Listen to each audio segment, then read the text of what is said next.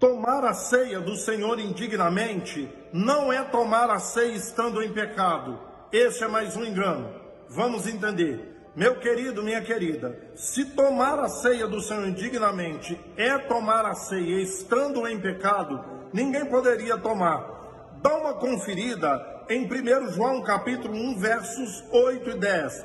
Capítulo 1, verso 8 diz o seguinte: se dissermos que não temos pecado nenhum, a nós mesmos nos enganamos e a verdade não está em nós. O 10 vai dizer o seguinte: se dissermos que não temos pecado nenhum, fazemos-lo mentiroso e a sua palavra não está em nós. Então ninguém pode dizer que não tem pecado. Romanos capítulo 3, de 10 a 18 vai dizer o seguinte: não há um justo, nenhum sequer, ninguém que entenda, ninguém que faça a vontade de Deus. Todos, um a um, se extraviaram da vontade de Deus e fazem o que é mal aos seus olhos.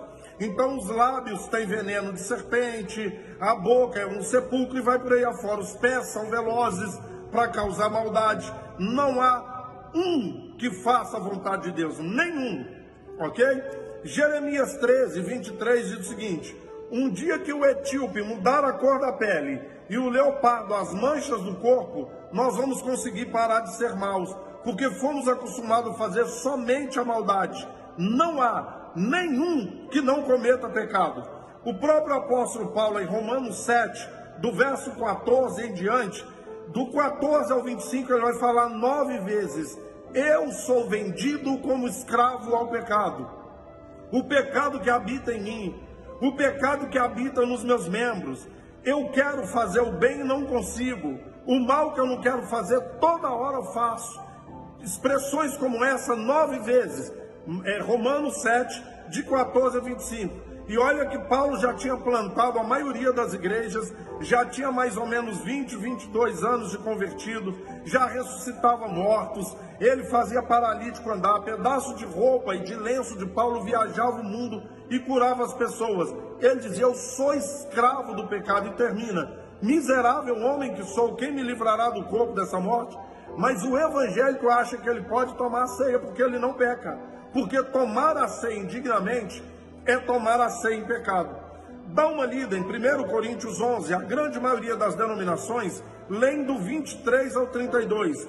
Leia do 17 ao 34 que você vai entender o que é tomar a ceia do Senhor indignamente. O que era a ceia? Era um banquete, era um jantar, não era pedacinho de pão e suco de uva. Cada um trazia um prato, misturava e comia. Paulo está chamando a atenção o seguinte: os ricos, eles chegavam mais cedo, traziam a sua comida e comiam. Quando os pobres chegavam e depois do culto, não tinha comida para eles, não tinha jantar para eles. A ceia era chamada de um banquete ágape, ou a festa do amor. Era um banquete, não era um pedacinho de pão. Aí Paulo diz assim: eu estou ouvindo que enquanto alguns estão se embriagando, outros estão passando fome. Isso não é a ceia do Senhor. O que é tomar a ceia do Senhor indignamente? Se eu sou rico e tenho comida, e sei que o outro é pobre e não tem que comer, e eu como tudo e deixo o outro com fome, dá uma lida do 17 ao 34, principalmente o 32 e o 34, você vai entender isso que eu estou falando. Fome é uma necessidade. Todas as vezes que eu souber que alguém tem qualquer necessidade, em qualquer área da vida, que eu puder ajudar, não é eu me matar para ajudar o outro. O sujeito tem alguma necessidade que eu posso ajudar e não ajudo, quando eu tomo a ceia, eu estou tomando indignamente.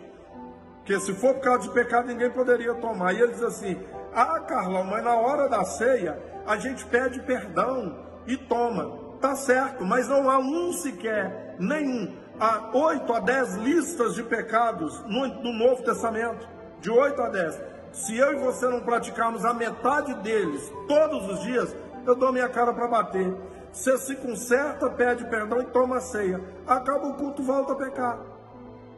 Entende? Por exemplo, um pecado gravíssimo que está em quase todas as listas de pecado é a maledicência, falar mal dos outros. Tanto Jesus como Tiago comparam falar mal dos outros como assassinato, como matar alguém. Vamos ser razoáveis. No dia da ceia você não falou mal de ninguém, mas toma a ceia e depois volta a falar mal dos outros, sem falar nos outros dezenas e dezenas de pecados que estão na lista. Para com isso, querido.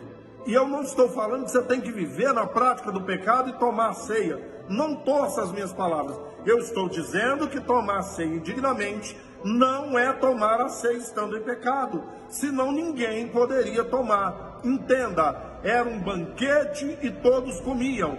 Os ricos comiam tudo e deixavam os pobres que estavam com fome sem comer. Uma necessidade básica do outro que eu não atendia. Tomar a ceia indignamente é saber que qualquer pessoa tem qualquer necessidade em qualquer área da vida que eu posso ajudar e não ajudo. Um abraço, até o próximo, fique com Deus.